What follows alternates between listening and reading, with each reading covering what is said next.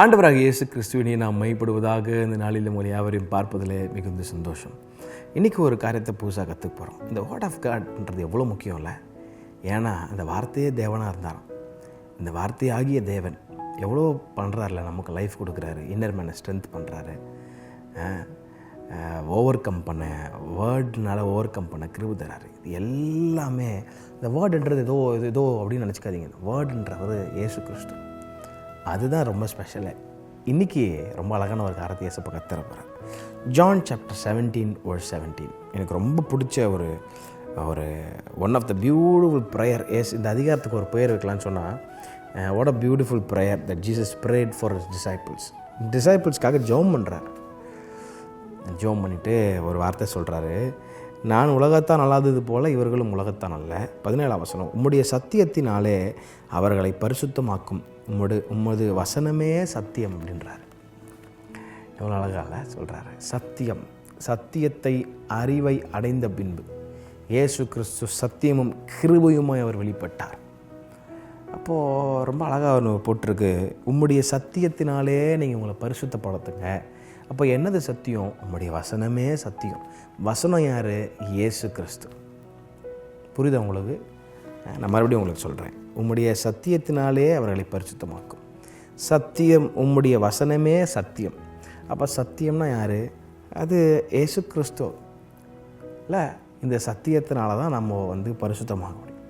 அப்போது ஒன்று புரிஞ்சுக்கிடுங்க, sanctification through the word of God.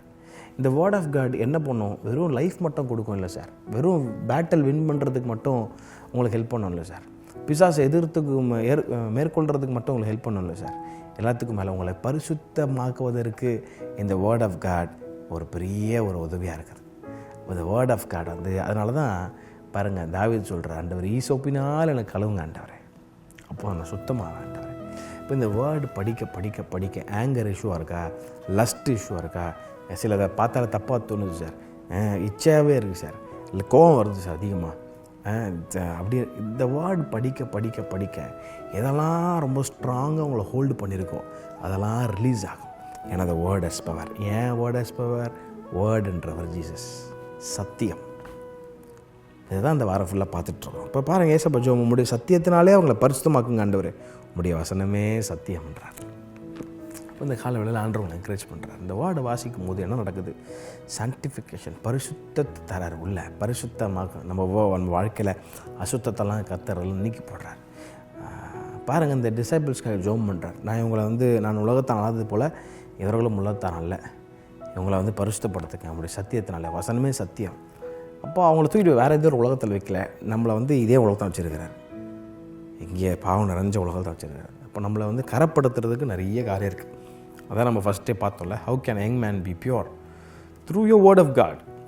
அப்போது இதை வாசிக்க அந்த எல்லா அசிங்கமும் ஸ்ட்ராங் ஹோல்டெல்லாம் அப்படியே லூஸ் ஆகிறத நீங்கள் வாழ்க்கையில் பார்க்க முடியும். கொஞ்ச நாள் போய் திரும்பி பார்ப்பீங்க, ஆண்டவர் எவ்வளோ கிருபையானதுலேருந்து காப்பாற்றிருக்கிறார். எத்தனையோ சாட்சியை கேட்டிருக்கிறோம், எத்தனையோ காரியத்தை நம்ம வாழ்க்கையில் கர்த்தர் செஞ்சுருக்கிறார்.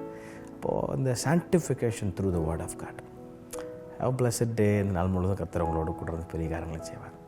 ஆசீர்வாதமாக இருங்க. God bless you.